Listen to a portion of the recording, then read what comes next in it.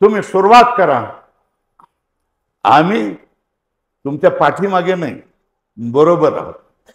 स्वतःची कीर्तन सेवा आणि बाकीच्यांसाठी बोध हा नवा मार्ग जो महाराष्ट्रीय संतांनी दाखवलेला आहे, असा मार्ग मला भारत देशामध्ये कुठेही दिसत नाही. मी वारकरीमयच झालेलो आहे. वारकरी संप्रदाय हा मला माझा संप्रदाय असल्यासारखा वाटतोय आणि माता माऊल्या यांनाही मी नमन करतोय. या ठिकाणी आजचे व्याख्याते परमपूज्य संप्रदायामधले अधिकारी पुरुष त्यांनी सांगावं आणि आम्ही ऐकावं असे जे रामभाऊराव हरिभक्त परायण रामभाऊराव यांनाही मी चरणस्पर्श करतो. सगळे तुम्ही फडकरी आणि दिंडीकरी ह्या सगळ्या महानुभावांना आपापल्या ठिकाणी श्रेष्ठ पदावर असणाऱ्या सगळ्याच संतांना मी मनपूर्वक लावून नमस्कार करतो, त्यांच्या चरणावर माथा ठेवतोय. आज या ठिकाणी तुम्ही सगळे वैष्णव आहात. माझ्यासारख्या माणसाला का तुम्ही बोलवलेत हे मला समजत नाही. तुम्हालाही समजत नसेल आणि मलाही समजत नाही, पण काहीतरी असेल म्हणूनच बोलवलं असेल ना. कोणीतरी सुचवलं असेल आणि कोणीतरी मान्यता दिली असेल, बरोबर आहे ना. मी संन्यासी आहे, मान्य आहे, पण मला संन्यासाला जे मोठं केलंय ते वारकऱ्यांनी केलेलं आहे. मला महाराष्ट्रामध्ये आणलेलं आहे ते वारकऱ्यांनी आणलंय आणि माझ्या समोर बसणाऱ्या ते सगळे वारकरीच आहेत, माझी संन्यासी मंडळी नाही. तेव्हा मी वारकरीमयच झालेलो आहे. योगाने प्रारब्धाने आलेली असतात, पण तुमच्या अंतःकरणामध्ये काय हे तुम्ही कसे वागता, बोलता, चालता ह्याच्यावरून दिसत असतं. मी माझ्या संप्रदायाचा काय प्रचार करावा, प्रसार करावा अशा मताचा नाही आहे. महाराष्ट्र म्हणजे वारकरी संप्रदाय आणि वारकरी संप्रदाय म्हणजे महाराष्ट्र. संपूर्ण महाराष्ट्राची संस्कृती ही वारकरीमय बनलेली आहे, वारकऱ्यांनी बनवलेली आहे. अनेक दशकापासून, अनेक शतकापासून ज्या संत मंडळींनी एक साथ एक लईने एका पाठोमागून एका पाठोमागून एक पडला तर दुसऱ्याने खांद्यावर झेंडा घेतला, या परंपरेने जो काय संप्रदाय चालवलेला आहे, तर तो संप्रदाय जर महाराष्ट्रामध्ये असताना तर मी माझ्या संप्रदायाचा वेगळा प्रचार कशाला करत राहू.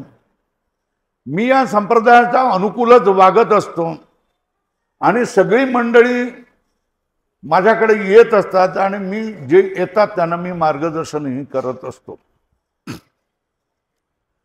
मी ज्या वेळेला अशा तऱ्हेने महाराष्ट्राची संस्कृती वारकऱ्यांनी घडवलेली आहे आणि वारकऱ्यांनी मोठं कार्य महाराष्ट्रासाठी केलेलं आहे. या वारकऱ्यांच्या कार्यामुळेच महाराष्ट्रामध्ये शिवाजी राजे झाले, संभाजी राजे झाले. हे आपण लक्षात ठेवा, दुसरे लोक मानणार नाही. यामुळेच हा महाराष्ट्र देश म्लेच्छांच्या छळापासून वाचलेला आहे, धर्मांतरणापासून वाचलेला आहे. माझं मत आहे. कोणाचं मत दुसऱ्याचं असावा नसावा. वारकरी संप्रदायाने जे काम केलेलं, या ठिकाणी जी धर्मनिष्ठा सामान्य अडाणी ग्रामीण जनामध्ये पसरवली, त्याच्यामुळे महाराष्ट्र हा महाराष्ट्र झालेला आहे, सगळ्या प्रदेशापासून वेगळा झालेला आहे. आणि म्हणून हा जो वारकरी संप्रदाय हा मला माझा संप्रदाय असल्यासारखा वाटतोय आणि मी त्यांच्यामध्ये जुळत असतो. तुम्ही माझ्याकडे लाडेवडगावला येऊन बसा. मी ज्या ठिकाणी मी बसतो या बाजूला गाथा असते, त्याच्यावर ज्ञानेश्वरी असते, भगवद्गीता असते आणि माझे वेदांताचे ग्रंथ असतात. सकाळी त्या ठिकाणी काकडा चालतो, संध्याकाळला भजनं चालतात संध्याकाळी 7 वाजता हरिपाठ चालतो आणि पूर्णपणे आम्ही हरिमयच झालेलो आहे, वारकरी संप्रदायामध्ये बरंच झालेलो आहोत. तेव्हा मी या ठिकाणी तुमच्यापेक्षा वेगळा आहे, तरी पण मी तुमचा आहे, तुम्ही मला आपलं म्हणा, एवढीच माझी तुम्हाला विनंती आहे. आता प्रश्न, मी कधीही विठ्ठलाचं आणि वारकरी संप्रदायाचं विरोधी बोलणार नाही, पण वारकरी संप्रदायामध्ये आधुनिक लोकांनी जी काही कृती करतायत त्याच्याविषयी मी बोलत असतो. व्हिडिओही करत असतात, माझी मंडळी व्हिडिओ करत असतात, टाकत असतात, मी काही करत नसतो. आता प्रश्न आलेला आहे या ठिकाणी कीर्तन मर्यादा म्हणून. कीर्तन मर्यादा संतांनी घालून दिलेली आहे. भक्ती ज्ञाना विरहित इतरा गोष्टी न कराव्या, प्रेम भरित वैराग्याच्या युक्ती विवराव्या. प्रेम भरित वैराग्याच्या युक्ती विवराव्या. आणखी पुढे काय जरा बोलत तर, जेणे अंतरी मूर्ती ठसावी श्री हरीची, ऐसी कीर्तन मर्यादा आहे संतांच्या घराची. हे आपणाला एक प्रमाण म्हणून ही गोष्ट आहे. मी आपणाला विचारतोय की आपण सगळ्यांनी टोपी घातली पाहिजे, आपण सगळ्यांनी सफेद खमीस घातलं पाहिजे आणि धोतर नेसलं पाहिजे. हे कुठे सांगितलेलं आहे? ह्याच्यासाठी काही प्रमाण आहे? राऊत बाबा सांगा, याच्यासाठी काही प्रमाण आहे का? पण तुम्ही घालून येतात ना, बरोबर आहे. दिंडी काढावी याच्यासाठी काही प्रमाण आहे का? नाही, पण काढतातच. काही गोष्टी अशा तऱ्हेच्या आहेत की ज्या परंपरेने जशा तऱ्हेने आल्यात त्या मागच्या लोकांनी पुढे न्यायच्या असतात.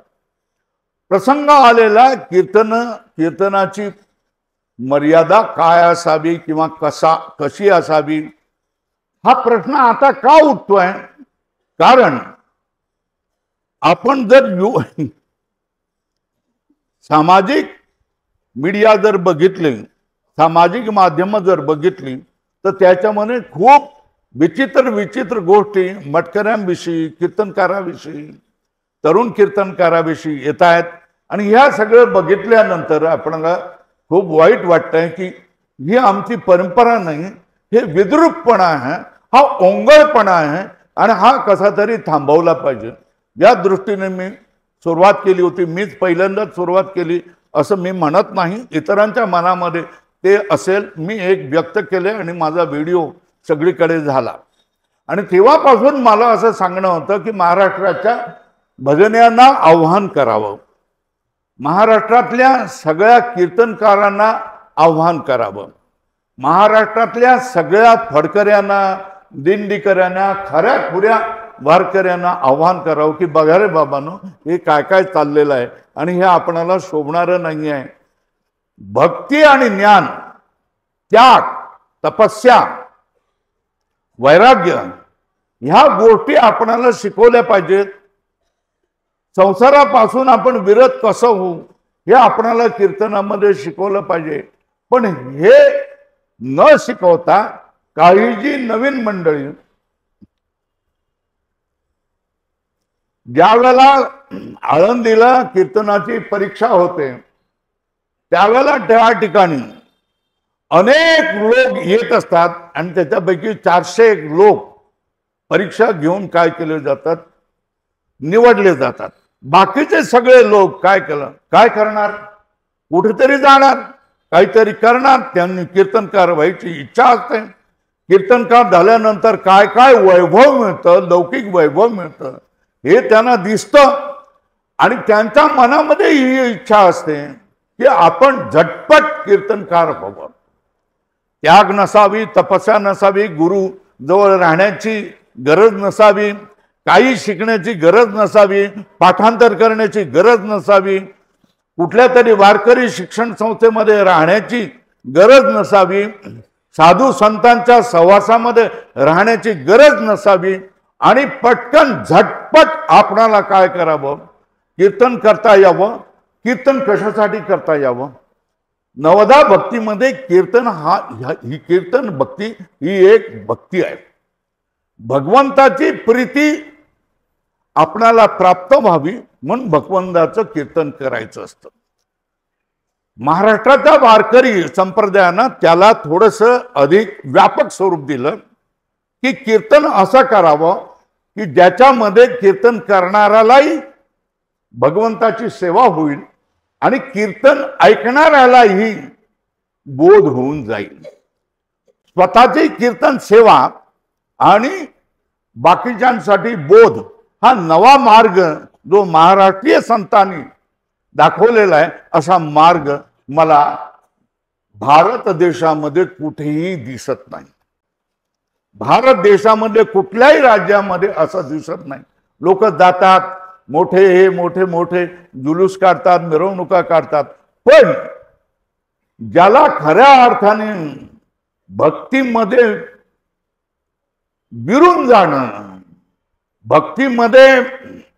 भक्ती करता करता लोकांना बोध देणं, हे आम्हाला दुसऱ्या ठिकाणी दिसत नाही. बाकीच्या ठिकाणी कर्मकांड होतं. आता कीर्तनाची मर्यादा याविषयी बोलायचं आहे. मी काही पाठांतर केलेला माणूस नाही आहे आणि 80व्या वर्षी आता पाठांतर होऊ शकत नाही. आम्ही या वेशात आलोय तर आपण स्वतः मुक्त व्हावं याच्यासाठी आलेलो आहे. आम्हाला आमची मुक्ती पडलेली होती, त्याच्यासाठी ऋषिकेश सारख्या ठिकाणामध्ये गेलो आणि आम्हाला जे या जीवनामध्ये प्राप्त करावं लागतं ते प्राप्त केलंय. परमार्थ आमचा सिद्ध झाला हे आम्ही आत्मविश्वासाने सांगतो. देवाने आमच्यावर अनुग्रह केलेला आहे, देवाने आमच्यावर कृपा केलेली आहे, देवाने आमचा उद्धार केलेला आहे, याचा पूर्णपणे आत्मविश्वास आम्हाला आलेला आहे. मग आता तुम्ही काय करताय? माऊलीने आमच्यासाठी नियम घालून दिले, तुम्हा आम्हासाठी सगळ्यांसाठी नियम घालून दिलेला आहे. परमार्थ सिद्धी चौथी घेऊन या पुढ्या हाती, रिगाला भक्तिपंथी जगात देतो या. कोणाला पाहिजे त्याने घेऊन जा. एवढ्याच एका उद्देशाने आमचं उर्वरित जीवन राहिलेलं आहे आणि तेच काम आम्ही करत असतो. जो येईल त्याला वेदांत शिकवण्याचं आम्ही काम करत असतो. हे पाहताना ज्या वेळेला कीर्तन ही, ज्या वेळेला सेवा ही भगवंताच्या प्रेमासाठी आहे आणि ही सेवा आहे, हा धंदा नाही, व्यवसाय नाही. पण ज्या वेळेला नवी मंडळी ज्या वेळेला कीर्तनाचा व्यवसाय करतात त्यावेळेला मनाला दुःख होऊन जातं. अरे कीर्तन तुम्ही ठेवलेलं आहे तर कीर्तनासाठी एक बाई जर असेल तर एक बाई रोज मजुरी करते, तिला 150-200 रुपये मजुरीची मिळतात. त्याच्यासाठी 7 घंटे काम करावं लागतं. मला तुम्ही सांगा, 1 घंटा जास्तीत जास्त, नाहीतर 1.5 घंटा कीर्तन करणाऱ्या माणसाने पैसे किती घ्यावेत हो? मला सांगून द्या तुम्ही, किती घ्यावेत पैसे घ्यावेत? 5,000, 10,000, 20, 25, 50 किती घ्यावे? तुम्हाला सगळ्यांना माहिती आहे. काय करायचं? हा माणूस मोठा, जो मोठे पैसे घेईल तो मोठा माणूस, तो मोठा कीर्तनकार. अशी जर आपल्यामध्ये रूढ पद्धती झालेली असेल तर सामान्य माणसाला काय करणार आहेत? लोक आता कीर्तन ठेवीन अशी झालेली आहे. कारण अगोदरच कीर्तनकार काय म्हणतायत की एवढे रुपये देशाल तर मी येईन. याच्यापेक्षा त्याचे चेले कपाडे सांगतात 1 रुपया सुद्धा कमी घेतला जाणार नाही. मला तुम्ही सांगा, ज्ञानेश्वर महाराज, संत तुकाराम महाराज, नामदेव महाराज, एकनाथ महाराज यांचे कीर्तनाचा रेट काय होता सांगू शकता तुम्ही?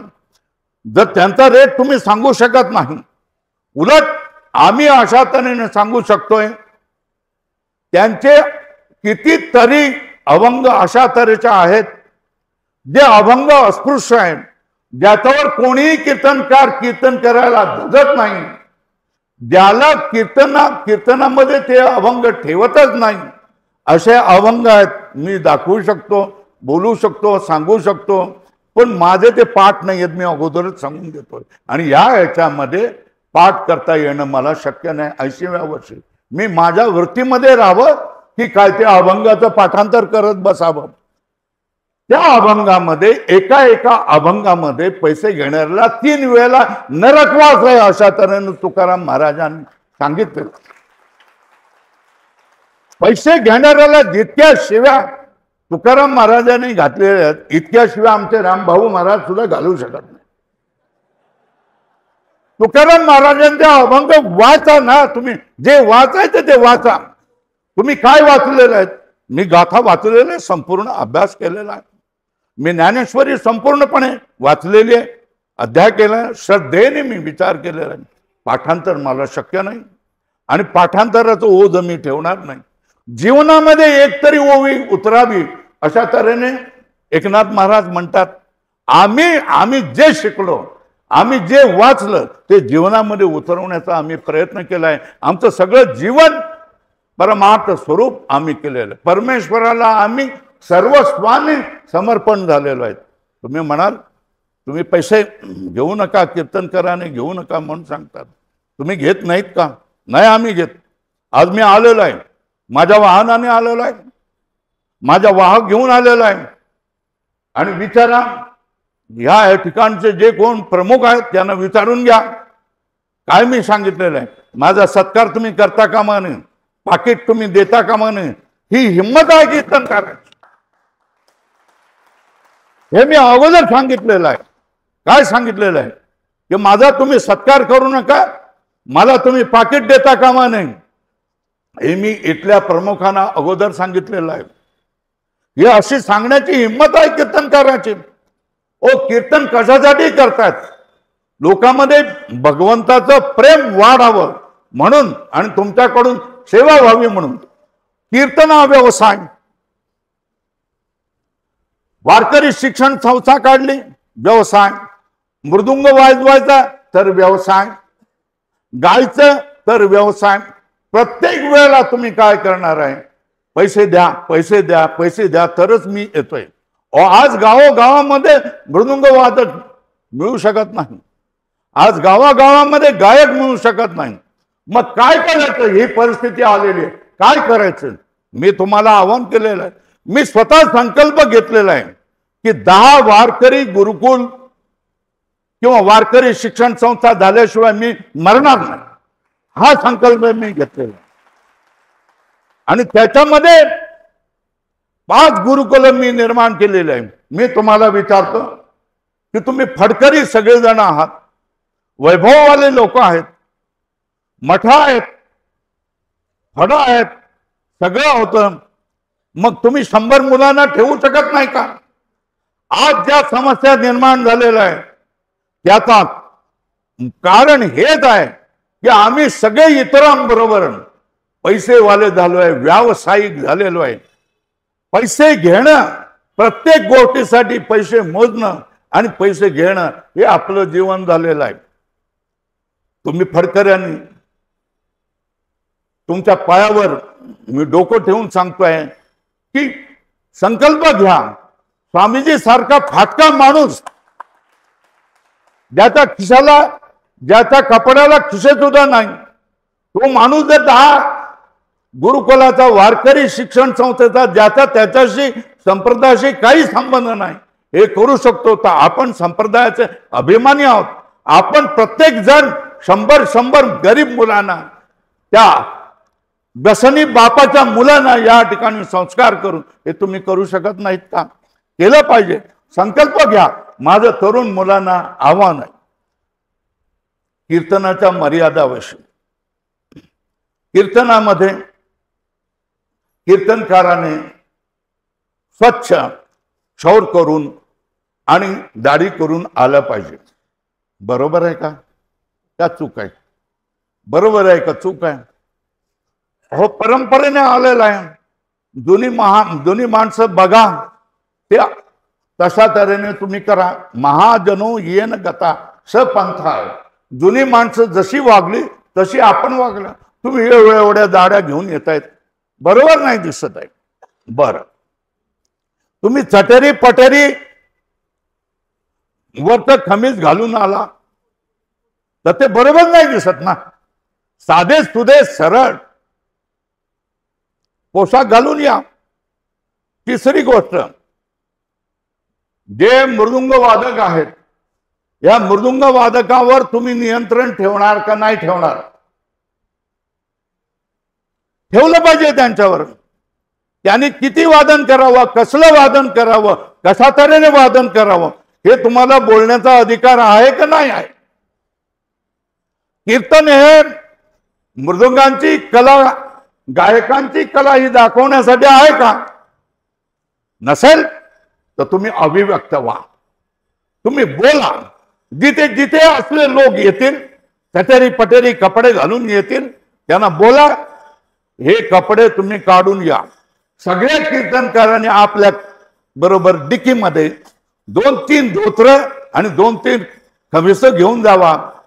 आणि असल्या लोकांना बाजूला करून, अपमान करू नका कोणाचा, बाजूला करून, बाबा धोतर नेसून ये, हे घेऊन ये, झालं की मला परत देऊन दे, सांगू शकता ना तुम्ही? कीर्तनकार सांगू शकता का नाही? हो, टाळकरी मी बघितलेलं एका ठिकाणी, एकाचा निळा शर्ट, दुसरा धब्बा पिवळा, तिसरा हिरवा, तिसरा भगवा. अरे हे काय बाबा? मी तोंड फाटक्या माणूस आहे, जिथे जातो तिथे बोलतो, लोकांनी मला बोलू नयेत. मी तुमच्याशी, तुमचं माझं काही घेणं देणं नाही. चुकतं त्या ठिकाणी मी बोलणार. मी तुमचे पैसे घेऊन आलेलो नाही, मी तुमचं पाकिट घेतलेलं नाही, मी तुमचा मिंदा नाही आहे. तुम्ही मला बोलवलेलं आहे आणि मी माझं जसं बोलून घेईन ते तुम्ही ऐकायला तयार आहेत का, हे मी पहिला प्रथम तुम्हाला सांगितलेलं आहे. मग हे निळे पिवळे हिरवे निळे हे कपडे का घालून येतात? आणि तो कीर्तनकार त्या पोरांना कशाला सांगत नाही की तू हे असं कसं घातलंस म्हणून? तुम्ही सांगितलं पाहिजे ना. आता ती मृदंगवाली मंडळी आणि गायकवाली मंडळी अशी अशी फुलं फुलं फुलं फुलं फुलंवाली असे कपडे घालून येतात. बरोबर ना? बरोबर आहे ना? मर्यादा आहे ना, कीर्तनाच्या मर्यादा आहेत. मी कीर्तनाच्या मर्यादा सांगतोय ना.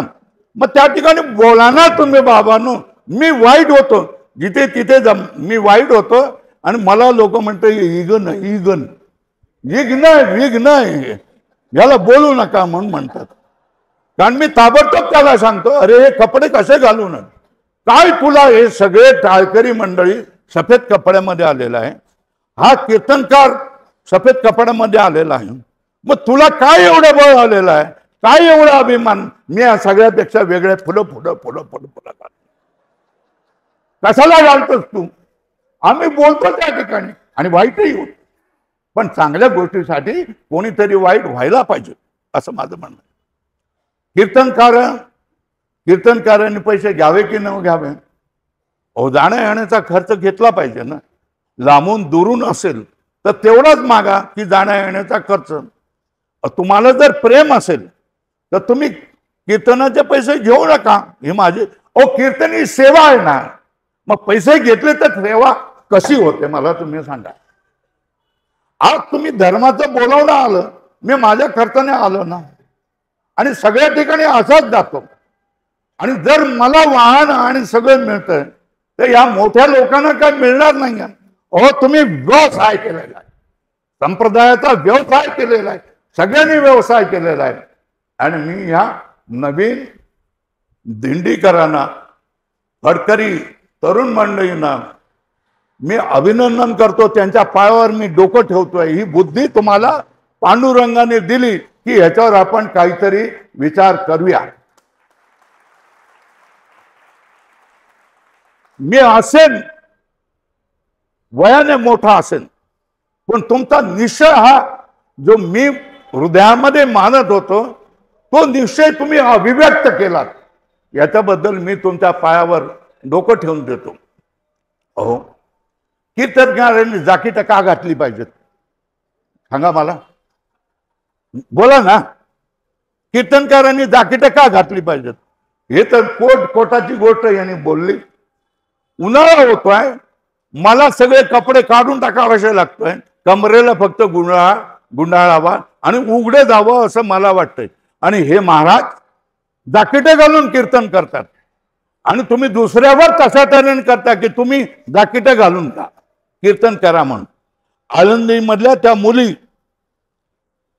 वारकरी शिक्षण संस्थामध्ये शिकणाऱ्या मुली, इकडे आमच्या इकडे एक संस्था आहे ना मुलींची सुद्धा, मुलींची असावी की नसावी वारकरी शिक्षण संस्था हा मतभेदाचा विषय आहे. पण त्या मुलींना देखील जाकीट घालावं हे कशासाठी तुम्ही शिकवता? ओ बोला ना तुम्ही, जो तुम्ही कीर्तन करायला जाता त्यावेळेला तुम्ही बोला की हे जाकीट कशाला घातले, काढा ती जाकीट, बोला ना. काय एवढंच करतील ना, काय करतील की या माणसाला पुढच्या वेळेला कीर्तनाला बोलवायचं, एवढंच ना. ह्याच्यापेक्षा काय होईल? कीर्तनकारांनो, नवीन पोरांनो, नवीन युवकांनो, मी तुम्हाला सांगतोय कीर्तन हे पैशासाठी करायचं नाहीये, बोध आणि भगवंताची सेवेसाठी करायचं. मी तुम्हाला सांगतोय की तुम्ही ज्या तालुक्यामध्ये असाल आहे ना, त्या तालुक्यामध्ये 100 गावं असतील, बरोबर आहे ना. तुम्ही शिकलात, कीर्तन करायला शिकलायत, बरोबर आहे. कुठल्याही गावाला तुम्ही मोटरसायकल घेऊन किंवा सायकल घेऊन जावा, त्या ठिकाणी बसा, तुम्ही हरिपाठ करा, थोडीशी 1-2 भजना करा. गावकरी तुम्हाला विचारतील, काय विचारतील? महाराज तुम्हाला काय कीर्तन बिर्तन प्रवचन काय करता येतं का? तर तुम्ही काय सांगणार? हो, बरोबर आहे. मग करतात का तुम्ही? मग करा ना, कीर्तन करा, देवाला प्रसन्न अर्पण करा, देवाला प्रसन्न करा, लोकांना बोध करा, कीर्तनावर बोला, लोकांना आनंद होईल. महिन्यातून 30 कीर्तन करा. किती लोक असे आहेत की महिन्यातून माझ्या भागामध्ये 30 कीर्तन, महिन्यातून 30 कीर्तन, माझ्या सगळ्या तालुक्याला मी फुकट कीर्तन करायला तयार आहे. घ्या घ्या, देव आलाय, देव आलाय, देव घ्या, देव घ्या. ही कीर्तनकाराची मदाल होणार नाही. भजन्यांनी कीर्तनकाराला बोलवताना सांगितलं पाहिजे, बाबा रे तू कुठे शिकलायस का? वारकरी शिक्षण संस्थेमध्ये शिकलायस का? कुठल्या गुरुच्या जवळ राहिलेला आहेस का? काही शिक्षण घेतलेलं आहे का? जर घेतलेला नसेल तर अशा माणसांना बोलूच नका. कितीतरी चांगली कीर्तन करणारी माणसं आहेत. तुम्ही सगळी या ठिकाणी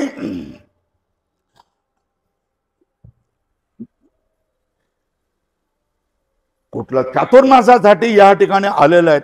तुम्ही जाणती मंडळी आहेत, गावोगावाची भजनी मंडळी देखील जाणती असतात. सगळे हे लोकांनी वर्षोनवर्ष कीर्तन करायला वाजवलेलं असतं.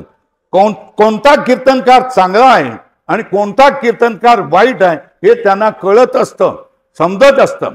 पण त्याच्यावर दडपण आणणारे कोण असतात? गावातलाच सरपंच असतो, गावातलाच कुठला तरी राष्ट्रवादीचा असतो, गावातलाच कुठला तरी भाजप राष्ट्रवादीचा आला म्हणून राग देऊ नका, गावातलाच कोणीतरी भाजपचा असतो, गावातलाच कोणीतरी सेनेचा असतो, गावातलाच कोणीतरी आणखी कोणाचा तरी गटाफटाचा असतो.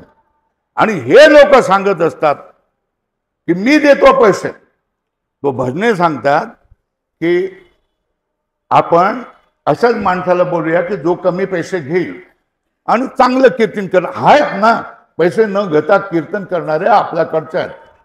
तो म्हणतो कोण?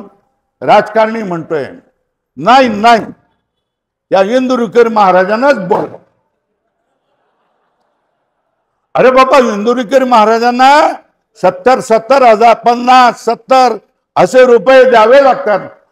तुम्ही कशाला चिंता करता? मी देतो. आता ते भजने लोक काय करतील? काय करतील भजने लोक? काय करतील?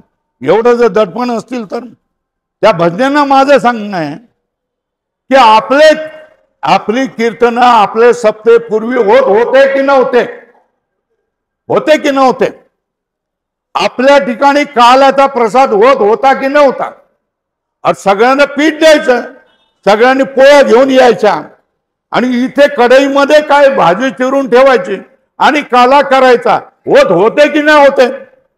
आता यांना राजकारण्यांना काय पाहिजे आहे, आयताच समुदाय पाहिजे आहे आणि तो कीर्तनामध्ये असतो म्हणून हे काही करायला तयार असतात. आणि ही भजनी मंडळी काय कर, मी शिव्या देतोय का? बदमाश, हरमखोर, भामटा म्हणतोय का? नाही म्हणत आहे. पण ह्या माणसांना तुम्ही दूर ठेवलं पाहिजे. बाबांनो, तुम्ही दूर राहा म्हणून. दुसरी गोष्ट, कीर्तनकाराने अभंगावरच बोललं पाहिजे. काय? कीर्तनकाराने अभंगावर बोललं पाहिजे. पहिला चरण, दुसरा चरण, तिसरा चरण, चौथा चरण, प्रवेश काय आहे याच्यावर बोललं पाहिजे. तो कीर्तनकार बहकत असेल तर श्रोत्यांना, मला तुम्ही सांगा, श्रोत्यांना सांगण्याचा अधिकार आहे की नाही की तुम्ही अभंगावर बोला? आहे का नाही? म्हणजे तुम्ही मोठं, तुम्ही जाणकार मंडळी सांगा. अभंगावर बोला हे सांगण्याचा अधिकार श्रोते मंडळींना आहे. पण कसा? चिठी पाठवा, दुसरा कोणाकडून बोला आणि महाराज अभंगावर बोला, अभंग सोडून द्या, आम्ही अभंगासाठी आलेलो आहोत, हे सांगण्याचा अधिकार तुमचा आहे आणि आयोजक मंडळीचा देखील आहे. हे अगोदरच ठरवून घेतलं पाहिजे. बरं, मला सांगा, कीर्तनामध्ये कुठल्या राजकीय पक्षाचा प्रचार करायचा का नाही करायचा? कीर्तन मर्यादा तुम्ही सांगतायत ना, बोला ना, याच्यावर बोला. कीर्तनामध्ये राजकीय पक्षाचा प्रचार करायचा का नाही करायचा? हा, नाही करायचा ना. मग या कीर्तनकारांना कोण सांगेल? सांगणार कोण? सांगा मग तुम्ही. मी चिथावणी देतोय तुम्हाला, मी तुम्हाला चिथावणी देतोय, भडकवतोय की सांगा. पण कसं सांगायचं? संगमनेर झालं सर, संगमनेर झालं तसं सांगायचं नाही. कीर्तनामध्ये भंग होता कामा नये. कीर्तनामध्ये भंग होणं हे महापाप आहे आणि जो कीर्तनामध्ये भंग करतो तो नरकामध्ये जातो. तो कोणी असू नये, कुठल्याही पक्षाचा असू नये, तो नरकामध्ये जातो. पण जर कीर्तनकार बहकत असेल तर त्याला आपल्याला सांगण्याचा अधिकार आहे. त्याने एक चिठी पाठवावी आणि चिठी पाठवीमधून तो जर काय करत असेल, ऐकत असेल तर ठीक आहे, नाही ऐकत असेल तर काय करणं? निघून जाणं हे चांगलं आहे. बरोबर आहे? हे तुम्ही करा. आता मला तुम्ही सांगतो, हे तुम्ही गायक आणि कीर्तनकार, हे कीर्तनाच्या वेळेला डुल्ल ही गोष्ट वेगळी आहे. काय करणं आहे? डुल्ल ही गोष्ट वेगळी आहे. पण एकटांगी धोतर घेऊन इकडून तिकडून असं नाचणं, घेरा फेर मारून, हे काय शोभतं का मला? तुम्ही महाराज, एकटांगी धोतर नेसून तर कसलं काय? ते इकडून गेलं का तिकडून गेलं का? शोभताय का? नाही बरोबर दिसत ना, मला नाही बरोबर दिसत. बरं, कीर्तनकाराने बायको बरोबर फुगड्या घालणं हे बरं दिसतं का? काय लावलंय बाबा तुझं? बंद कर. मी कीर्तनासाठी आलेलो. कीर्तनकाराने कीर्तन सुटल्यानंतर बायकोचा हातात हात धरून फिरायला जाणं हे बरोबर दिसतंय का? हातात हात घालून आहे म्हणजे ही रोमॅन्टिक मंडळी फिरतात ना नटनाट्या, तसं हे बरं दिसतं का? नाही बरं दिसत. बरं नाही दिसत है ना. कीर्तनकाराने आपला लग्नाचा वाढदिवस केक कापून तयार करणे हे बरं दिसतं का? तुम्ही मला सांगा ना, आता कोण आहे हा माणूस? हे तुम्ही समजता का नाही समजता? हे आम्ही बघतो ना, आम्ही मोठ्या आशेने बघतोय. कीर्तन आहे, काहीतरी प्रसाद मिळेल, देवाविषयी आपल्याला कळेल. हे असली नाटकं दिसल्यानंतर ती शिवलीला ताई नाव घेऊन बोलतोय, मला काय करायचं ते करून दे, उभी राहते आणि असं ते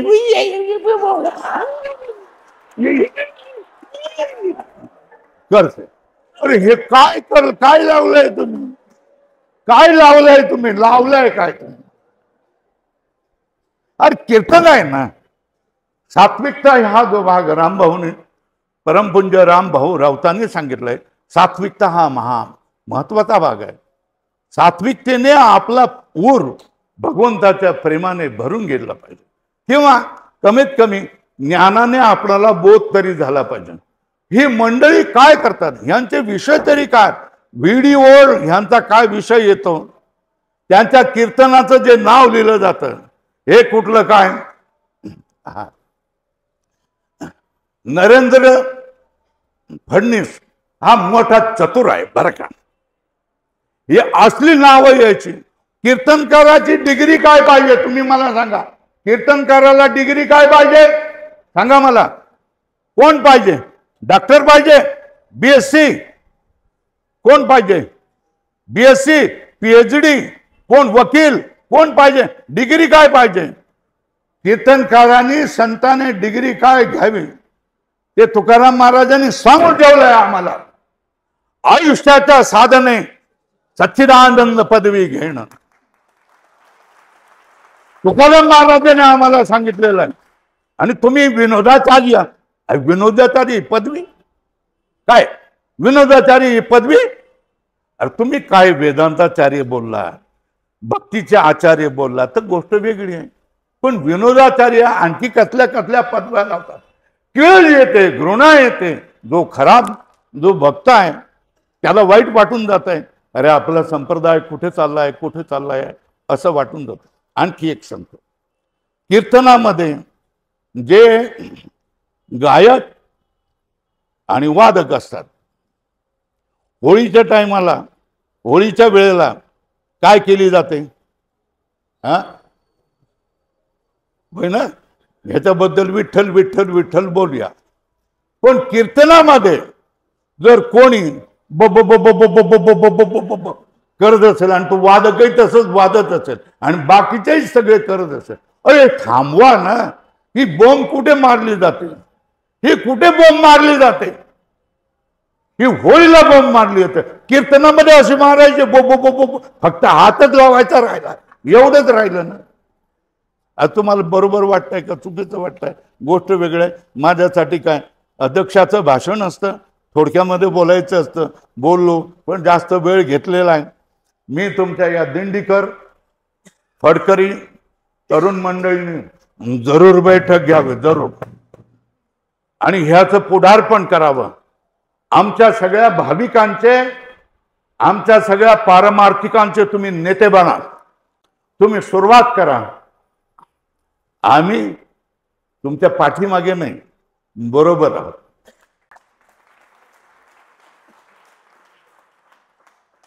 तुम्ही मला बोलवा, नका बोलू, है ना. मान द्या, नका मान देऊ. धर्माचं काम आहे म्हणून मी माझ्या खर्चाने फक्त कळलं तरी येईल.